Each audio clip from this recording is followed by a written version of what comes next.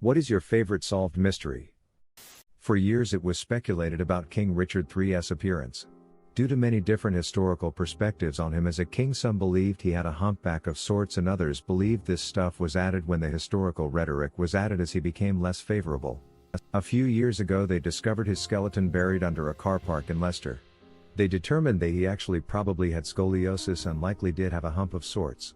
My favorite part about the discovery was the presence of a woman who was part of some Richard III group that adamantly denied the appearance he was described, who then realizes the truth and is very disappointed.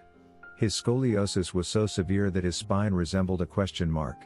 Though based on the way it is shaped, the researchers suspect that he had minimal humpage on his back and more of a slightly raised right shoulder. So they did conclude that his appearance was probably greatly exaggerated by later historical accounts. Shakespeare most famously.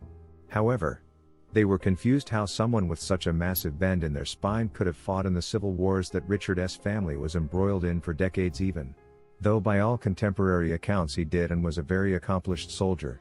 The documentarians actually found a man that had an almost identical form of scoliosis and put him in specially made armor, which they presumed Richard would have had access to, being part of a noble and then royal family, and put him through many knightly challenges and found that Richard absolutely could have been an accomplished warrior despite his physical disabilities.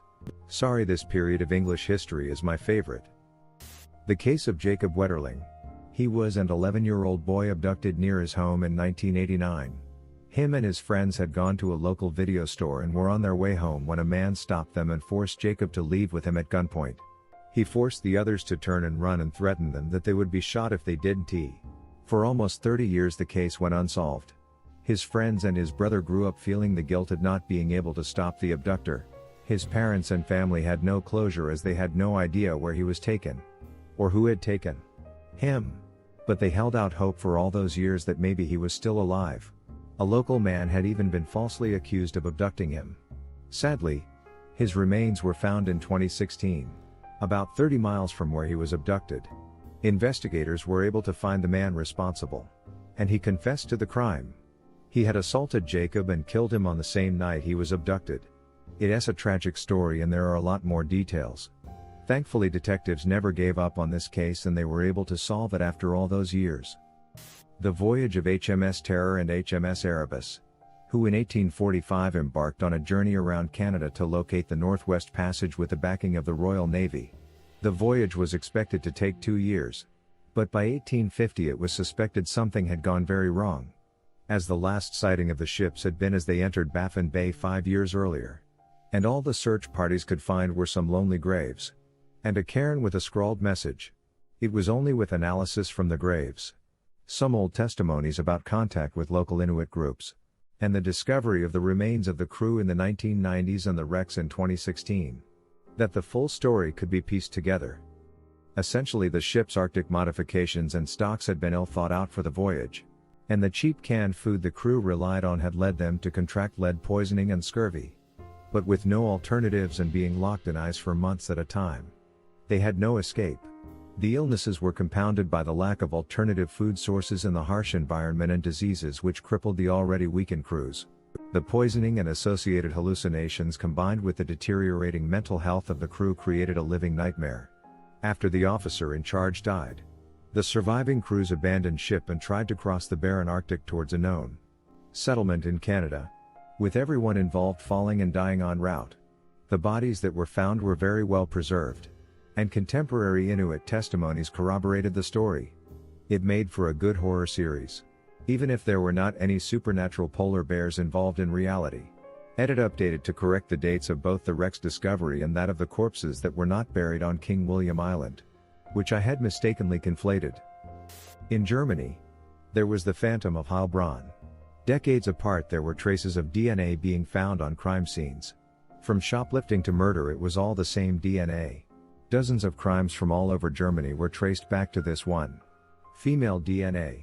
The DNA was found in the form of blood, sweat, hair and skin. Hundreds of thousands of euros were invested to find the criminal who had apparently committed all of these crimes. After years of researching, police found out that the DNA that had been found belonged to a woman who worked in the factory that produced cotton sticks. These cotton swabs have been used by police all over Germany to take the DNA samples. The woman had contaminated some of the swabs she produced or packed. The company later stated that their cotton swabs were sterile but not guaranteed to be free of DNA and should only be used for bacterial samples, not for DNA samples. In conclusion, a funny story emerged. Money was wasted. Dozens of crimes went unsolved and police forces switched their cotton swab companies. From the spring 2006 edition of Duty First Volume 2. Noom. 2 page 22. Murder or suicide? On March 23, 1994, the medical examiner viewed the body of Ronald Opus and concluded he died from a shotgun wound to the head. Mr. Opus had jumped from the top of a 10-story building intending to commit suicide. He left a note to the effect, indicating his despondency. As he fell past the 9th floor, his life was interrupted by a shotgun blast passing through a window, which killed him instantly. Neither the shooter nor the deceased was aware that a safety net had been installed just below the 8th floor level to protect some building workers and that Ronald Opus would not have been able to complete his suicide the way he had planned. Ordinarily, a person who sets out to commit suicide and ultimately succeeds, even though the mechanism might not be what he intended, is still defined as committing suicide? That Mr. Opus was shot in the way to certain death, but probably would not have been successful because of the safety net, caused the medical examiner to feel that he had a homicide on his hands. The room on the 9th floor, where the shotgun blast emanated from, was occupied by an elderly man and his wife. They were arguing and he was threatening her with a shotgun. The man was so upset that when he pulled the trigger, he completely missed his wife and the pellets went through the window, striking Mr. Opus. When one intends to kill Subject A but kills Subject B in the attempt, one is guilty of the murder of Subject B. When confronted with the murder charge, the old man and his wife were both adamant and both said they thought the shotgun was unloaded. The old man said it was a long-standing habit to threaten his wife with the unloaded shotgun. He had no intention to murder her. Therefore, the killing of Mr. Opus appeared to be an accident, that is, if the gun had been accidentally loaded. The continuing investigation turned up a witness who saw the old couple's son loading the shotgun about 6 weeks prior to the fatal accident. It transpired that the old lady had cut off her son's financial support, and her son, knowing the propensity of his father to use the shotgun, threateningly loaded the gun, with the expectation that his father would shoot his mother. Since the loader of the gun was aware of this, he was guilty of the murder, even though he did not actually pull the trigger. The case now becomes one of murder on the part of the son for the death of Ronald Opus. Now comes the exquisite twist. Further investigation revealed that the son was, in fact, Ronald Opus. He had become increasingly despondent over the failure of his attempt to engineer his mother's murder. This led him to jump off the 10-story building on March 23, only to be killed by a shotgun blast passing through the 9th-story window. The son had actually murdered himself, so the medical examiner closed the case as a suicide. It turns out, it is not true. My bad. Silly me for thinking the periodical did its research. Apparently the guy made it up as a hypothetical in 1987 and eventually it took on a life of its own.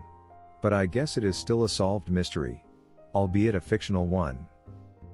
I could not reject a call on my cell phone. This was infuriating when my car's warranty was about to expire and I was going to miss my last chance. The T-Mobile store could not figure it out. The T-Mobile tech support could not figure it out. The phone's manufacturer could not figure it out. My girlfriend figured it out. Turns out I was rejecting calls but due to conditional call forwarding.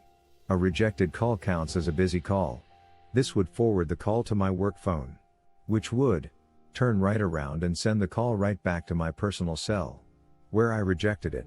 Strange thing is, I had the same issue on my last phone. Seems like during the data transfer the settings on the old phone were ported over to cell phone companies. Please do not label rejected calls as busy calls. Thanks for watching. Don't leave before leaving a like to this video. Also hit the subscribe button to support my work.